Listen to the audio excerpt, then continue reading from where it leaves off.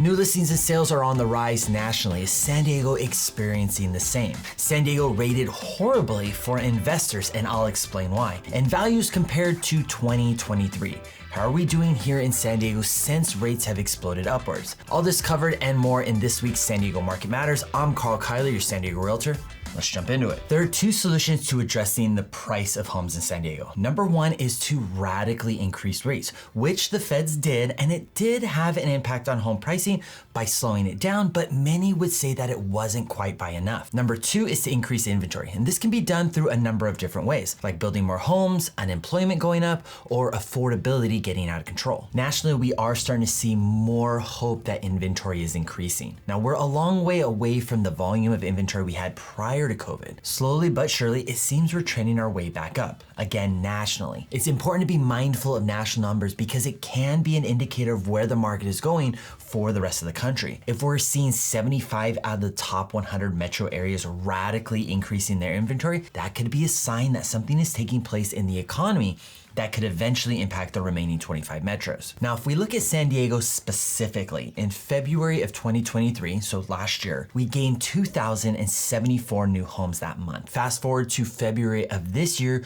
we gained 2,353 new listings. So a small increase of about 10%. In March of 2023, we had 2,493 new listings. And when I checked the MLS this week, we're only at 2,200 listed in March. So there's a loss from last year to this year. And what this tells us is that San Diego is still having a hard time getting homeowners to want to sell. It is suggested that this is due to the lock-in effect that the FHFA posted about. And you can check out my Market Matters from last week to hear more about this. Now, that was newly listed properties, so new properties coming to market for sale. If we look at overall inventory, February of 2023, there was 2,704 total active listings for sale. February of this year, there was only 2,976. Again, a slight increase of inventory there. What that shows is that some homes are taking longer than 30 days to get an escrow or to accept an offer. In March of last year, we had 2,677 homes on the market.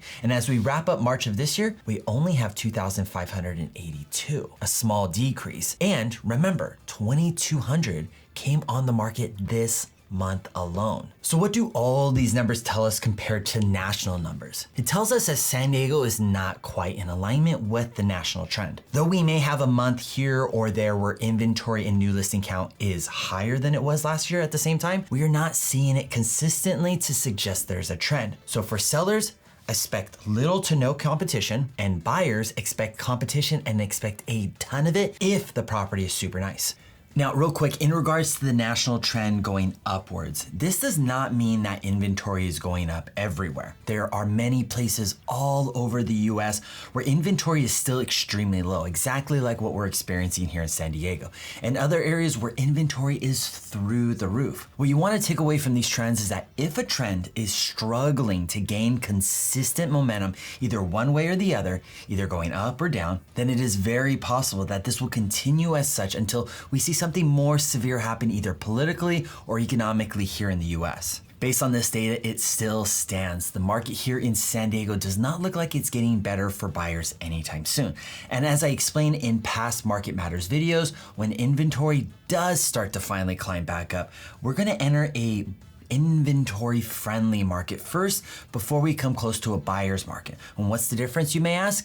Inventory friendly means you will have a few more options to pick from, but the demand will still be higher than the number of homes on the market. Parcel Labs, a fast-growing real estate analytics firm, did a study of single-family homes across the country and found markets that are surging with investors and other markets that investors are running from. With the data, they used a investor purchase sales ratio and assessed 52 metros across the country, East Coast to West Coast. The investor purchase to sales ratio is pretty simple. The way they put it is a rating of 1 would represent for every 1 investor home purchase, there was 1 investor home sale. So a 1-to-1 harmony. So if the number is over 1, it means more investors are buying properties there. And this could be due to affordability, good rents, or growth in the area. This also symbolizes that more often investors are holding in those select areas rather than buying to flip. Common metrics investors use to justify holding holding a property for a long-term investment are cap rate and cash on cash return. If either of these numbers show a positive of 4 to 10% in the eyes of a small portfolio investor, that would be someone with roughly like 2 to 5 rentals, it would make enough sense for them to buy and hold a property.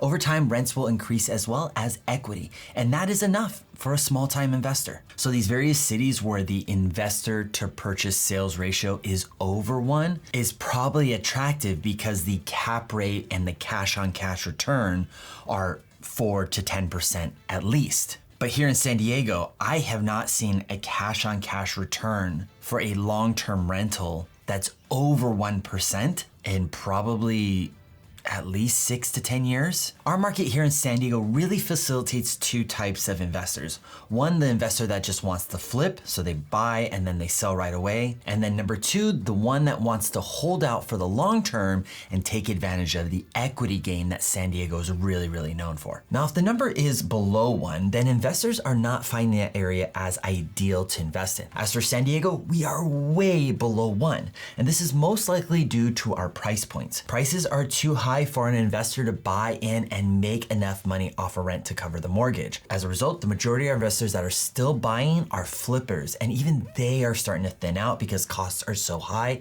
and margins are getting thinner and thinner. We do have some buyers that are buying here as investors and are doing so all cash. In this case, these investors are looking for a place to park their cash that is safe and will get them some income. And in addition, they're betting on inflation over time. Now, to wrap things up, currently rates are trending in the high 6% range, so practically 7%. And despite this, if we compare the median home price from early 2023 to now, it shows an extremely strong trend upward. So despite costs to buy a home going up due to price and rate, this is still not enough to discourage the current pool of buyers we have from wanting to get into the market. And that's it for this video. Don't forget to like and subscribe if you haven't already. And if you're thinking of buying or selling here in San Diego, don't hesitate to reach out. As always, I'm Karl, your San Diego Realtor.